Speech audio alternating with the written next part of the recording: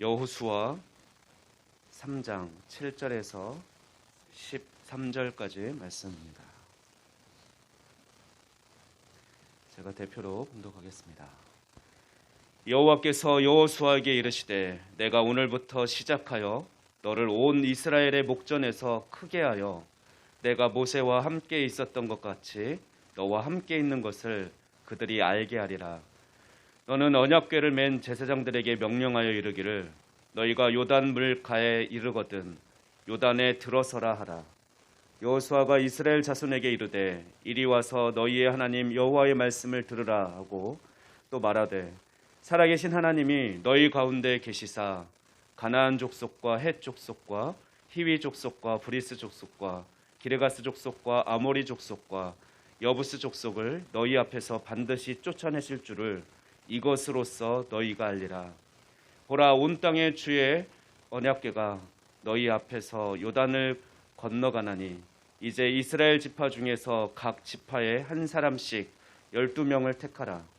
온 땅의 주 여호와의 궤를 맨 제사장들의 발바닥이 요단물을 밟고 멈추면 요단물 곧 위에서부터 흘러내리던 물이 끊어지고 한 곳에 쌓여 서리라. 아멘. 이 시간에는 요단강을 건너자라는 제목으로 함께 은혜를 나누고자 합니다. 여러분, 새해가 밝았습니다. 반가우신 분도 있고 나이 먹는 게 싫어서 별로 반갑지 않은 분도 있겠지만 하나님께서는 올 한 해 새롭게 우리에게 또 1년의 기회를 주셨습니다. 선물로 주셨습니다. 우리가 어제 만난 지 한 15시간 정도 지나서 다시 만나게 되는데 또 자주 보니까 더 좋은 것 같습니다.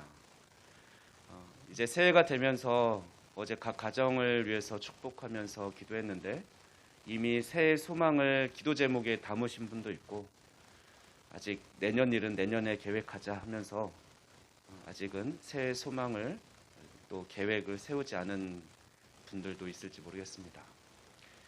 이 시간 주시는 말씀을 통해서 하나님의 음성을 분명하게 또 듣고 또 그래서 올 한 해 계획하고 소망하는데 하나님의 뜻을 이 시간 분명하게 이해하고 또 용기를 얻게 되는 시간이 되기를 주님의 이름으로 축원합니다.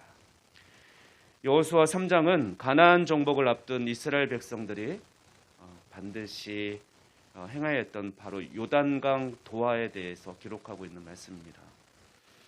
세 부분으로 나누어지는데 먼저 전반부 1절에서 6절 말씀은 요단강 도하 준비를 기록하고 있고 또 오늘 본문인 17절에서 13절 말씀은 요단강 도하에 대한 또 여호수아의 지시 그리고 마지막 14절에서 17절 말씀은 실제로 요단강을 도하하는 그런 기록에 대한 말씀입니다.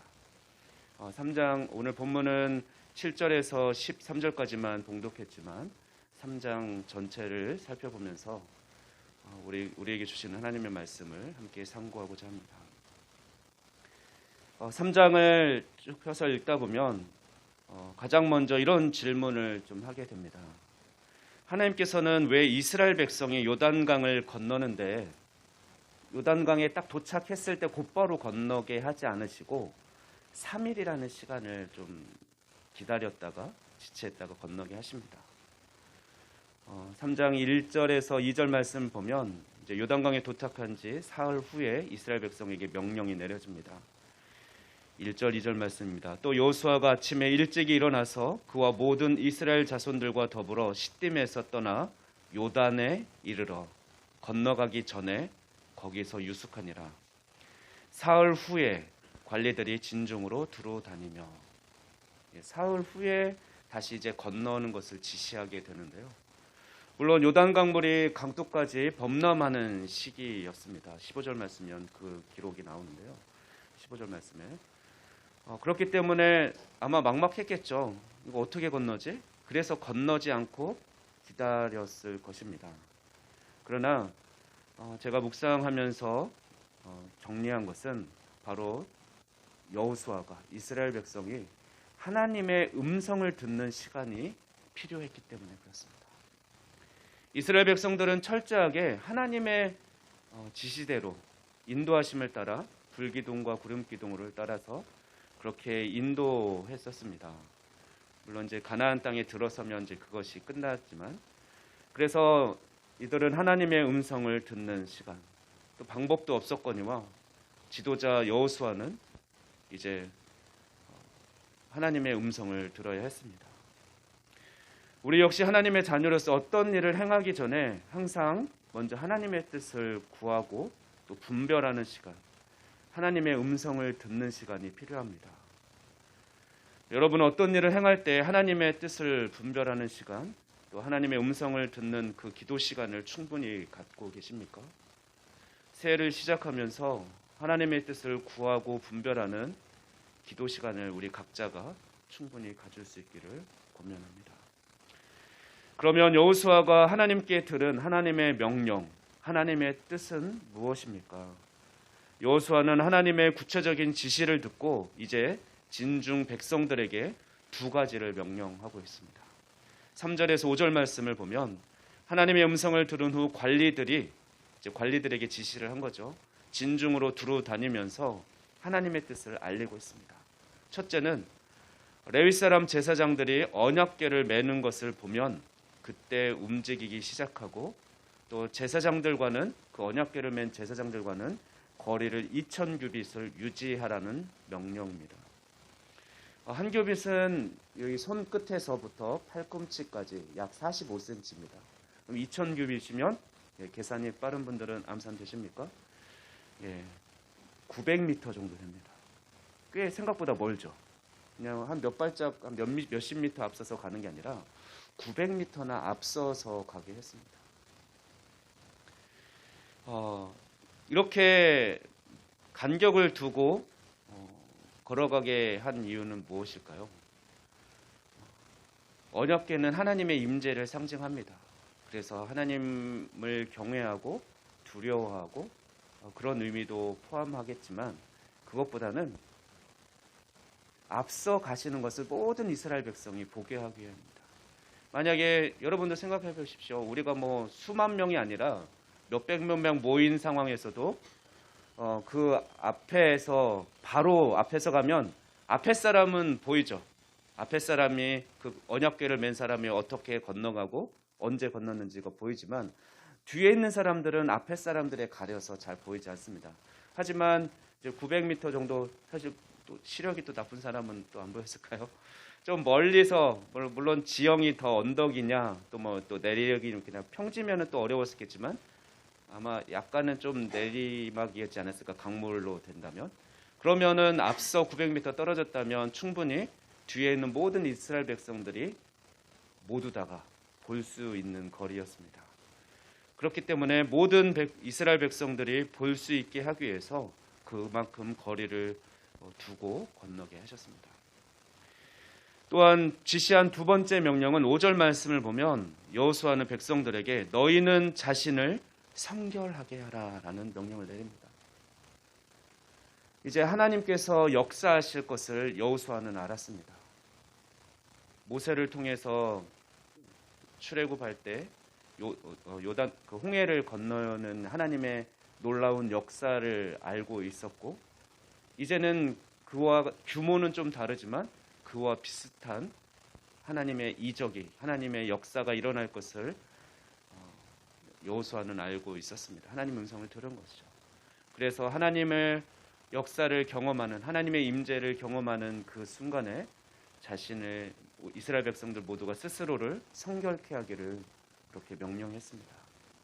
원래 성결 예식은 옷을 빨아 입는다든가 목욕을 한다든가, 또는 뭐 남자들 같은 경우 여자를 가까이 하지 않는다든가, 이런 행위들이 바로 정결 예식인데, 아마 시간상으로는 이제 곧 출발할 거기 때문에 이런 예식까지는 의미하지 않고 마음을 새롭게 하고 다잡고 하나님을 경외하는 마음을 갖기를 요구한 것입니다.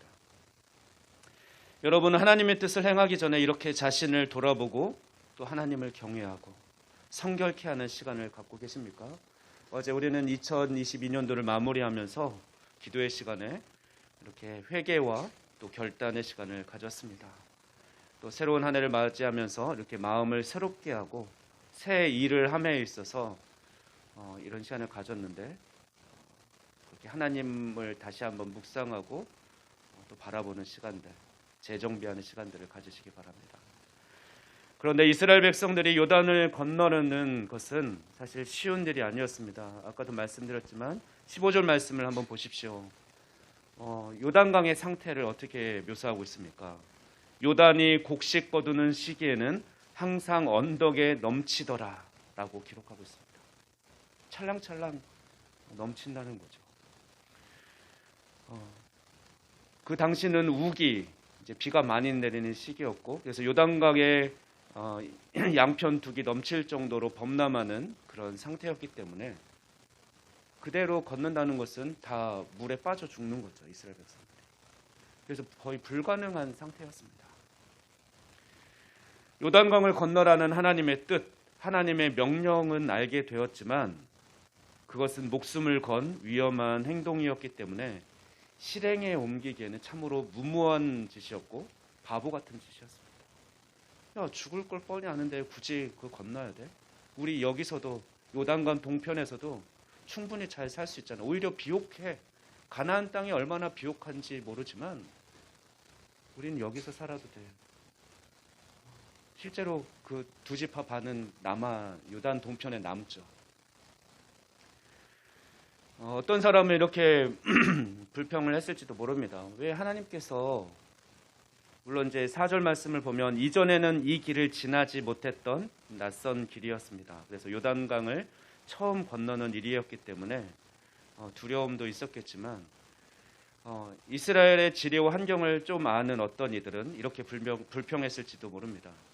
아니, 하나님은 우리가 요단강을 건너게 하실 거면 건기에 강물이 조금밖에 흐르지 않아서 쉽게 건널 수 있는 그때 건너게 하시지 왜 굳이 우리를 지체하게 했다가 이때 우기 때 아주 강물이 찰랑찰랑 넘치는 우리를 다 그냥 물에 빠져 죽게 하실 건가? 왜 이런 시험을 우리에게 주시지라고 불평을 했을지도 모르겠습니다. 여러분에게 이런 두렵고 때로는 이해하기 어렵고 하지만 도전해야 되는 하나님의 명령인 그 요단강은 무엇입니까? 여러분이 꼭 해야 하는 일이고 하지만 하나님께서 기뻐하신 일이지만 도전하기에 두려운 일이고 거의 불가능에 가까운 일이 여러분 앞에 있습니까? 그리고 그러한 하나님의 요구 앞에 여러분은 어떻게 행동하시겠습니까? 왜 이런 시기에 그런 일을 요구하시냐고 불평하면서 외면하시겠습니까? 아니면 나는 아직 준비가 안 되었으니 다른 사람을 찾아보라고 그렇게 다른 사람에게 미루거나 회피하시겠습니까? 저는 하나님께서 우리 작동교회를 하나님의 위대한 일에 초청하시는 그 두렵고 무모한 것 같은 그 일에 우리가 담대하게 순종하며 나아갈 수 있기를 소원합니다. 그냥 요단강 뚝에 주저앉아서 강만 바라보고 강 건너편만 바라보고 있는 것이 아니라 맞아, 그렇게 살면 참 좋지, 하나님이 기뻐하시지, 그런 게 하나님 나라의 모습이지라고 강 건너에 있는 하나님 나라의 모습만 소망하고 그 가나안 땅만 바라보고 있는 것이 아니라 우리가 하나님께서 명령하신 대로 한 발 한 발 내디디며 순종하는 우리 교회가 되기를 소망합니다. 하나님은 이스라엘 백성들에게 불가능할 것 같은 상황에서 요단강을 건널 수 있는 방법을 제시해 주셨습니다. 그것은 제사장들로 하여금 언약궤를 메고 요단강을 밟으라는 하나님의 명령을 그들이 순종하는 것이었습니다. 그러나 물론 앞서가는 제사장들에게는 순종이 필요했고 여전히 두려움이 있었을 것입니다. 그러나 그들은 어떻습니까? 순종했고 하나님의 역사는 일어났습니다. 제사장들이 하나님의 명령대로 순종하여 범람하는 요단강 물에 발을 잠그자 요단강의 흐름은 멈추었고 이스라엘 백성들은 그 강물을 무사히 마른 땅으로 건너게 되었습니다. 15절 17절 말씀입니다. 요단이 곡식 거두는 시기에는 항상 언덕에 넘치더라. 궤를 맨 자들이 요단에 이르며 궤를 맨 제사장들의 발이 물가에 잠기자 곧 위에서부터 흘러내리던 물이 그쳐서 사르단에 가까운 매우 멀리 있는 아담 성읍 변두리에 일어나 한 곳에 쌓이고 아라바의 바다 여매로 향하여 흘러가는 물은 온전히 끊어지매 백성이 여리고 앞으로 바로 건널세 여호와의 언약궤를 맨 제사장들은 요단 가운데 마른 땅에 굳게 섰고 그 모든 백성이 요단을 건너기를 마칠 때까지 모든 이스라엘은 그 마른 땅으로 건너갔더라. 마른 땅, 드라이한 땅으로 건널 수 있었다고 합니다. 홍해도 그랬죠. 그냥 질퍽질퍽 빠지는 땅이 아니라 드라이한 땅, 먼지 나는 땅으로 본문은 기록하고 있는데 오늘 본문 역시 마른 땅으로 건너게 하셨다라고 말씀하십니다. 우리 작동교회는 이제 모세의 시대를 지나 여호수아 시대를 맞이하였습니다. 뭐 이렇게 누가 그 기준을 나눴냐면 제가 드릴 말씀은 없지만 저 혼자서 생각해봤습니다. 그동안 박재현 목사님을 통해서 1세대들이 교회를 개척하고 열심히 교회를 안정적으로 진 빚도 이제 다 갚았고 또 법인 등록도 마쳤으며 이제 새로운 이제 젊은이들이 여호수아를 제가 여호수아라면 상징적으로 여호수아가 될 수 있겠죠. 새로운 지도자를 앞세워서 이제 약속의 땅 가나안, 하나님 나라의 삶을 잘 이루며 살아갈 책임이 우리에게 주어졌습니다. 교회를 개척했던 멤버들, 우리 장화영 장로님이나 우리 김성경 권사님이나 주승훈 권사님은 아마 서운하실지도 모르겠습니다. 여호수아 이제 우리가 젊은 사람들이 해야 된다 이러면 서운하시죠? 네, 여호수아 14장 10절에서 12절 말씀 보면 갈렙이 그랬습니다. 갈렙은 여전히 약속의 땅을 요구하죠. 요단강을 건넌 후에 이제 14장으로 넘어가면 14장 10절에서 12절 말씀 이렇게 얘기합니다. 제가 봉독하겠습니다. 이제 보소서 여호와께서 이 말씀을 모세에게 이르신 때로부터 이스라엘이 광야에서 방황한 이 45년 동안을 여호와께서 말씀하신 대로 나를 생존하게 하셨나이다. 오늘 내가 85세로 돼 모세가 나를 보내던 날과 같이 오늘도 내가 여전히 강건하니 내 힘이 그때나 지금이나 같아서 싸움에나 출입에 감당할 수 있으니 그날에 여호와께서 말씀하신 이 산지를 지금 내게 주소서. 당신도 그날에 들으셨거니와 그곳에는 아낙 사람이 있고 그 성읍들은 크고 견고할지라도 여호와께서 나와 함께 하시면 내가 여호와께서 말씀하신 대로 그들을 쫓아내리이다 하니. 아마 이런 마음으로 서운해 하실 수 있습니다. 그러나 젊은 자들이여, 우리가 언제까지 갈렙의 뒤에 서서만 걸어갈 것입니까? 언제까지 80을 앞둔 장로님께서만 차량 운행을 맡기고 또 언제까지 크리스마스 트리 장식을 꾸미러 십자가탑 꼭대기에 오르게 할 것입니까? 이제 목사와 장로들이 앞장서서 범람하는 강물에 발을 담글 테니 우리 함께 요단강을 건너봅시다. 하나님께서 보여주시고 약속하신 것이 우리를 통해 이루어지는 그 역사를 함께 경험해 봅시다. 아니, 혹시 장로님들과 또 제가 두려워서 주저하고 있다면, 그 제사장 같은 우리 앞선자가 그렇게 두려워하고 있다면 또 다른 분이 그 언약궤 차라리 저희 주십시오. 제가 먼저 순종하겠습니다 라고 그렇게 요단강 물에 발을 담가 주시길 부탁드립니다. 아니면 등 떠밀어서라도 누가 밀었어 이렇게 해야죠. 등 떠밀어서라도 우리 장로님과 저를 등 떠밀어서라도 그 요단강 물에 발을 잠글 수 있도록 도와주십시오. 그렇게 순종하고 도전하는 모습이 우리 작동교회에 많이 있기를 소망합니다. 그렇다면 이스라엘이 요단강을 건너는 것은 어떤 의미가 있습니까? 요단강을 건너는 것이 그들에게 왜 중요합니까?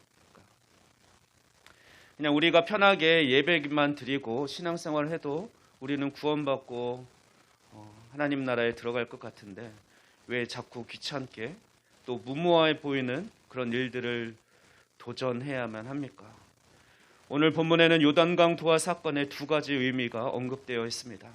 첫째는 바로 그 지도자 여호수아를 존귀케 하는 것이었습니다. 이제 앞으로 이스라엘 백성들을 이끌어가야 할 그 새로운 지도자 여호수아에게 힘을 실어 주시기 위함이었습니다. 7절 말씀을 보면 하나님께서 모세와 함께 하신다는 것을 모든 백성이 알았던 것처럼 이제는 하나님께서 새로운 지도자 여호수아와 함께 하고 있다라는 것을 알게 할 것이라고 말씀하십니다. 7절 말씀입니다. 여호와께서 여호수아에게 이르시되 내가 오늘부터 시작하여 너를 온 이스라엘의 목전에서 크게 하여 내가 모세와 함께 있었던 것 같이 너와 함께 있는 것을 그들이 알게 하리라.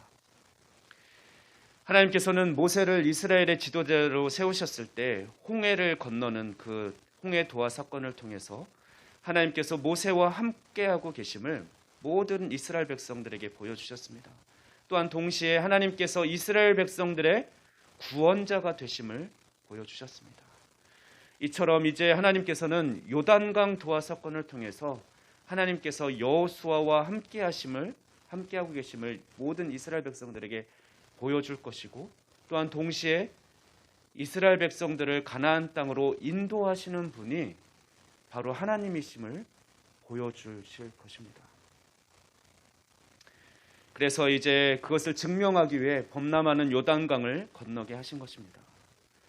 하나님은 이렇게 여호수아를 위로하시며 힘을 불어 넣어 주셨습니다. 이제 뒤쪽으로 가서 요단강을 건넌 후에 여호수아 4장 14절 말씀은 요단강 도하의 기적 사건으로 여호수아가 온 이스라엘 목전에서 존귀케 되었음을 분명하게 기록하고 있습니다. 여호수아 4장 14절 말씀입니다. 그날에 여호와께서 모든 이스라엘의 목전에서 여호수아를 크게 하심에 그가 생존하는 날 동안에 백성이 그를 두려워하기를 모세를 두려워하던 것 같이 하였더라. 요단강 도하의 두 번째 의미는 하나님이 어떤 분이신가를 알게 하시는 것입니다. 요단강 도하시 하나님은 하나님의 임재를 상징하는 언약궤를 그 언약궤를 맨 제사장들이 가장 먼저 요단강에 들어가게 하셨습니다. 이를 통해서 요단강 도하가 전적으로 하나님에 의해서 이루어진 것임을 분명하게 보게 하신 것입니다. 본문 말씀 10절 말씀을 한번 보십시오. 또 말하되 살아계신 하나님이 너희 가운데 계시사 가나안 족속과 헷 족속과 히위 족속과 브리스 족속과 기르가스 족속과 아모리 족속과 여부스 족속을 너희 앞에서 반드시 쫓아내실 줄을 이것으로써 너희가 알리라. 불가능해 보였던 무모해 보였던 요단강 도하를 이루게 하시고 마른 땅으로 건너게 하시면서 이들에게 용기를 주시고 싶었던 거죠. 가나안 땅을 점령하는 것은 사실 1장 6절에서 이미 약속하셨습니다. 여호수아를 부르실 때부터 말씀하셨는데 그것을 내가 미리 예표로 이 요단강도 마른 땅으로 건너게 했는데 가나안 땅도 너희에게 약속한 그 가나안 땅도 능히 다 차지하게 할 거야 라고 보여주시는 거죠.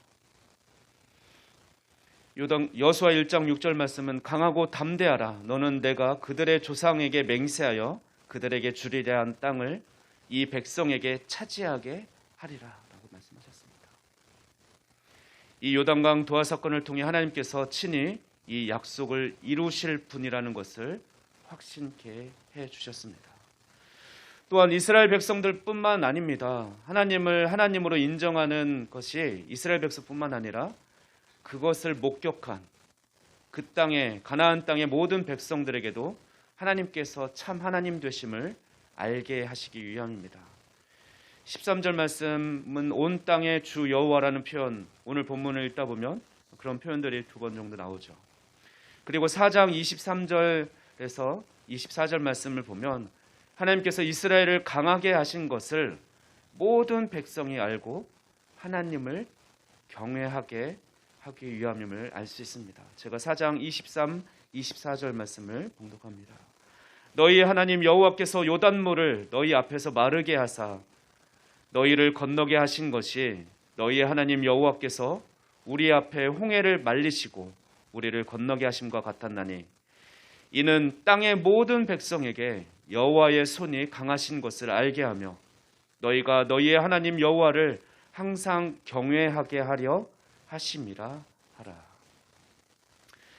그렇습니다. 하나님께서는 우리가 하나님 나라를 위해 두렵고 무모한 것처럼 보이는 새로운 일에 도전하기를 원하십니다. 순종하기를 원하십니다. 그럴 때 하나님께서는 우리보다 앞서 가시며 하나님께서 우리와 함께 하심을 증명해 보이실 것입니다. 우리는 살아계신 하나님을 경험하게 될 것입니다. 또한 모든 사람들이, 우리들뿐만 아니라 믿지 않는 사람들, 우리 이웃들이 하나님께서 참 하나님이심을 믿고 경외하게 될 것입니다.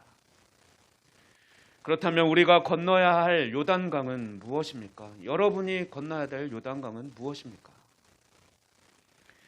먼저는 어제 말씀드린 대로 우리가 사랑하는 일, 그것이 습관처럼 아주 익숙해지도록 마음껏 사랑을 실천하는 한 해가 되기를 소망합니다. 먼저는 하나님을 사랑하는 것을 입술로만, 찬양으로만 고백하는 것이 아니라 행함으로 하나님 사랑하는 것을 마음껏 표현하는 한 해가 되기를 축원합니다. 또한 지금 함께 있는 자들을 마음껏 사랑해 봅시다. 우리의 이웃을 마음껏 사랑해 봅시다. 올해도 작년 수수감사 주일 때 했던 것처럼 달란트 나눔 행사를 가질 예정입니다. 부담 없는 금액 모두 그냥 공평하게 2만 원씩 드리면 우리 함께하는 자들 또는 이웃들을 생각하면서 기도하는 마음으로 돌아보면서 그 2만 원을 하나님께서 우리에게 맡기셨는데 청지기로서 잘 사용하시면서 그렇게 하나님 나라가 확장되고 이루어지는 것들을 경험하고, 그래서 많은 간증거리들이 우리 교회에서 나오면 좋겠습니다. 또한 두렵지만 우리가 복음을 전해야 될 때도 있습니다. 하나님께서 우리의 교회를, 우리 작동교회를 생명을 살리는 작동교회로 그렇게 살아가기를, 모이기를, 힘쓰기를 원하고 계십니다. 그래서 복음으로 하나님을 알지 못하는 자들, 예수님을 알지 못하는 자들에게 기회 있는 대로 복음을 전합시다. 우리가 어떻게 복음을 전하는지 모르면 사실 그래서 간증문도 쓰는 것도 하게 하고 또 간단하게 복음을 전하는 것도 좀 외우게 하려고 자료도 지난번에 드리기로 했지만 정 어려우면 사실 사도신경, 우리의 신앙 고백으로 우리가 함께 외우는 또 이렇게 읊조리는 그 사도신경대로만 사실 이야기해주면 됩니다. 말하듯이 하나님은 이런 분이야 하면서 말하면 그게 바로 복음입니다. 우리가 믿는 믿음이 바로 복음인 것이죠. 또한 우리 동네 어떤 환경 문제나 동네의 어려운 문제 등 우리가 앞장서야 할 일들도 있을 것입니다. 그것이 때로는 어려운 일이고 두려운 일이고 무모해 보이기도 하며 때로는 귀찮은 일일 것입니다. 그러나 우리가 순종함으로써 우리의 발을 강물에 내디딜 때 하나님의 역사는 일어날 것입니다. 가만히 주저앉아 있으면 안 됩니다. 사랑하는 성도 여러분, 우리 함께 일어나 요단강을 건넙시다. 기도하겠습니다. 만왕의 왕이시오 사랑이신 하나님 감사합니다. 우리를 원근 각지에서 작동교회로 모이게 하시고 함께 하나님 나라를 바라고 이루며 살아가게 하신 주님 감사합니다. 우리에게 또 새로운 한 해를 선물로 주셨는데 올 한 해 우리가 마음껏 사랑하는 한 해가 되게 하여 주시옵소서. 또한 우리가 순종하고 도전해야 하는 일에 기쁘게 순종하는 자들이 다 되게 하여 주시옵소서. 그리하여 우리가 예수 그리스도로 말미암아 의의 열매가 가득하여 하나님의 영광과 찬송이 되는 교회가 되도록 축복하여 주시옵소서. 감사드리며 이 모든 말씀 우리 주 예수 그리스도의 이름으로 기도하옵나이다. 아멘.